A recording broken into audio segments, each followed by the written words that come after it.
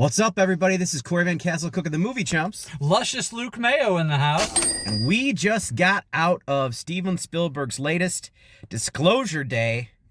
Luke, what'd you think?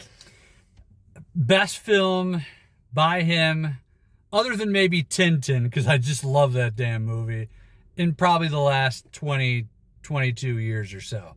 I thought it was fantastic, full of wonder. Spielberg was in his bag. This is one of the first times I actually walked into a theater thinking, okay, I'm going to get wrapped up in the narrative. But more than that, I'm just going to take in like the shot selection, where Spielberg puts the camera. Because as we've said before, he's 79, he turns 80 in December.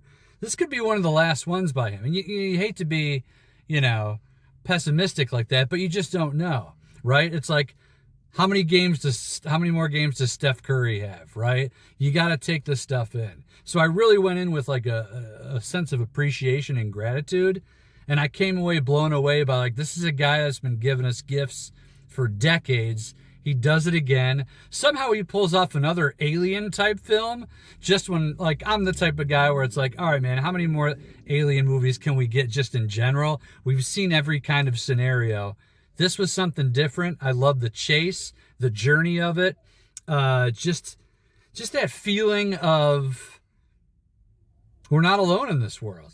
And empathy. It's a 2-hour roller coaster ride of what is empathy, what does it mean for us Americans, for humans, and somehow he ties in the universe. I don't want to give away too much, but it did a little bit of everything for me. Yeah, I gotta say, I kind of consider Spielberg as there's two Spielbergs. There's genre Spielberg, and then there's Spielberg that's a little more serious stuff, like Schindler's List and stuff. I would say that this is the best genre Spielberg that he's done easily since Minority Report. As Luke said, I got that awe, I got that wonder, another amazing John Williams score. I was literally on the edge of my seat multiple times. I was just locked in. This was amazing pacing, an amazing build-up. The performances in this film were absolutely phenomenal. I'm going to say this outright. I think, Luke, that this is the best female performance in a science fiction film since Sigourney Weaver in Aliens. Emily Blunt is just amazing in this movie. I would agree. I would actually say maybe better than Sigourney. And I hate to say that because I love those roles. And of course, you and I, we're always nerding out about Emily Blunt, right? Big, long-time crush on her. Yeah, there was multiple times where I thought, I think we got to give her an Oscar nod. Absolutely, for this role. 100%. Yeah. I'm of the agreement with that perfectly. Her, Josh O'Connor, and then Coleman Domingo.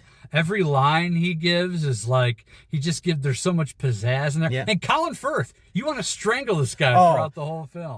You hate Colin Firth, man. Like, he's Colin Firth for about 30 seconds, and then he's his character, and it's just off to the races there. But it feels like it's very X-Files in a lot of way. There's this government conspiracy aspect to it. And the payoff, I think, at the end, in way that all this comes about, as you said, there's empathy, and there's this I don't know what her character's name is or what the actress's name is, but there's a through line with a character at the end. I don't want to give away too much. This is basically, it's all of us.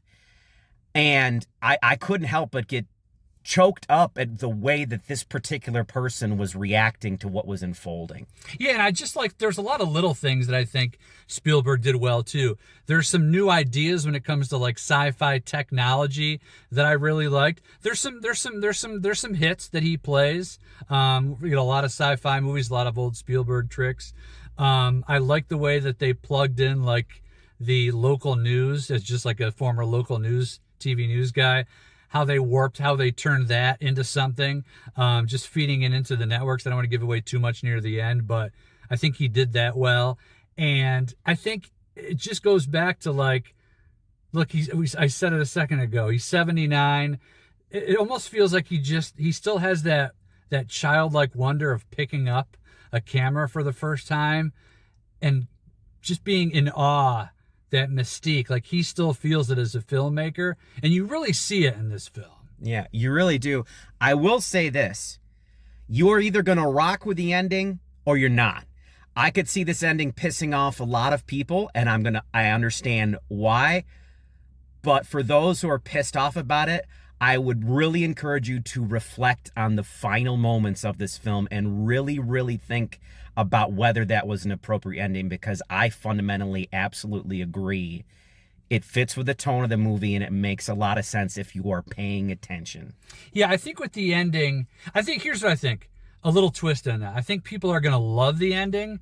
I think it's the last couple moments that I think people are going to have. Yeah, but that makes sense. Like that last 20 minutes is like you're looking around the theater and people are like leaning forward. Yeah. People were dialed in for that last like 20 minutes or maybe even longer. I mean, like you said, there was many sequences where you're like, where are they going with this? Like edge of your seat, legit edge of your seat sequences. But then for that final like 20 minutes there, where it's like this race against time, the TV stuff, you're so focused, and like there's a couple reveals that come, but those final couple shots, people are going to have some problems with. Yeah, and I don't have a problem with it. I could hear some groans in the theater when it happened, but I don't have a problem with it because I know what a master storyteller Steven Spielberg is. It's the journey. And I know exactly what he was going for and exactly what he was trying to say. And I'll say this, Luke, kind of as a wrap-up thing. People out there who think Spielberg is overrated or he doesn't got anymore, he's a master. This is a master craftsman, a master storyteller. This is peak Spielberg in my mind. He is absolutely phenomenal, fantastic. I can't think, I am just so privileged to be living in a world where he is still making movies, because as you said, he's only got so many more of these left. I feel like this may be the final like actual genre film we get from him. Yeah, we get a Western, I guess, that he's supposedly working on next. Yeah, I counter everything, or excuse me, I sit with everything that you just said. Just go in, I ask viewers, go in with an open mind to like, just look at what he's doing with the camera. Because we sometimes forget that, because his editing is always seamless. His storytelling is always seamless. But we forget how much of a craftsman he is. It's like every possible camera trick in the books was in this film. You almost don't notice it because the story and editing is so seamless and smooth. Yeah, absolutely. So I'll ask you in a second. If I had to give this a score, strong 9 on 10 for me. What about you, Luke? 9 out of 10 without a doubt. Okay. All right. Well, that's it for now. We will be fully reviewing this sucker and going over this in our next podcast next week. In the meantime, I am Corey Van Castle, Cook of the Movie Chumps. Luke Mayo here. And we'll see y'all next time. Peace.